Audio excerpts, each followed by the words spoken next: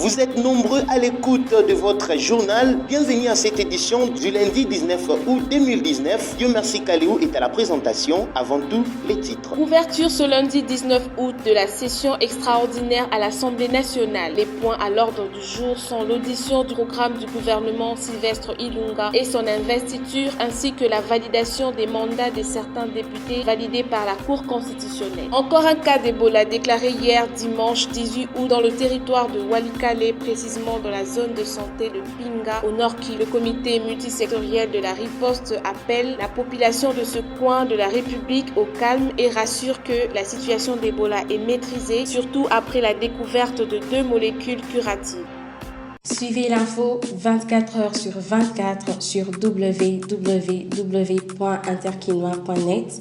À tous et à toutes, bonsoir. Ouverture ce lundi 19 août de la session extraordinaire à l'Assemblée nationale. L'audition du programme du gouvernement Sylvestre Ilunga et son investiture ainsi que la validation de pouvoir de certains députés validés par la Chambre spéciale de la Cour constitutionnelle et les suppléants de ceux qui sont devenus des sénateurs. Ce sont là les 2 points au menu de ces assises qui iront du 19 août au 7 septembre de l'année en cours. Pour rappel, la présidente de la Chambre basse du Parlement, Janine Mabunda, a convoqué cette session suite à la demande du président de la République dans une lettre du 13 août dernier. Restons toujours à l'hémicycle de l'Assemblée nationale comme promis lors de leur manifestation la semaine dernière à Kinshasa. Les 31 députés invalidés par la Chambre spéciale de la Cour constitutionnelle étaient présents à la plénière. Selon Louis-Dor Balekelai, porte-parole du groupe, ils sont venus faire entendre leur voix et contester les arrêts de la Cour constitutionnelle qui ont abouti à leur invalidation. Parlons santé avec la maladie à virus Ebola qui gangrène la population de la province du Nord Kivu.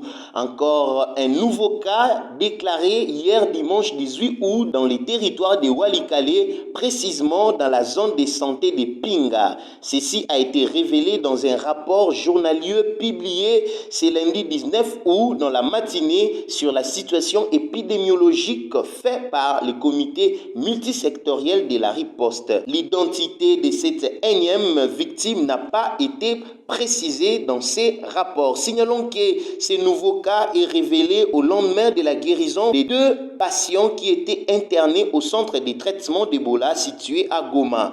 Pendant ce temps, le comité multisectoriel de la riposte appelle la population de ces coins de la République au calme et rassure que la situation d'Ebola est maîtrisée, surtout après la découverte des 2 molécules curatives. Sécurité dans ces journaux, quelques Congolais indignés par la situation d'insécurité qui règne dans la partie est de la RDC, précisément au Nord Kivu et Sud Kivu, étaient en sit-in ce lundi devant le palais de la Nation. Ces manifestations réclament l'implication personnelle du président de la République afin de mettre fin au massacre et à l'insécurité dans cette partie du pays. Écoutons un des militants de Lucha qui a aussi participé à cette manifestation. On est venu ici juste pour interpeller les autorités de ce qui se passe à l'est de notre pays, surtout à Beni. Nous voulons que les autorités s'impliquent rapidement pour mettre fin au massacre qui se passe là-bas.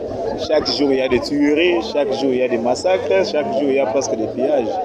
Beni, ça fait aussi partie de la République démocratique du Congo, mais c'est comme si les autorités ne s'inquiètent pas de ce qui se passe à l'est de notre pays. Il y a des âmes qui se perdent. C'est pour cela qu'on est venu ici pour interpeller le plus vite tôt possible, même aujourd'hui, qu'ils puissent prendre des dispositions pour mettre fin à ce qui se passe. Nous sommes puissants parce que nous sommes le peuple. Le peuple est souverain. Nous allons toujours continuer à se mobiliser pour faire des manifestations de grandes envergures. Ça, c'est le début.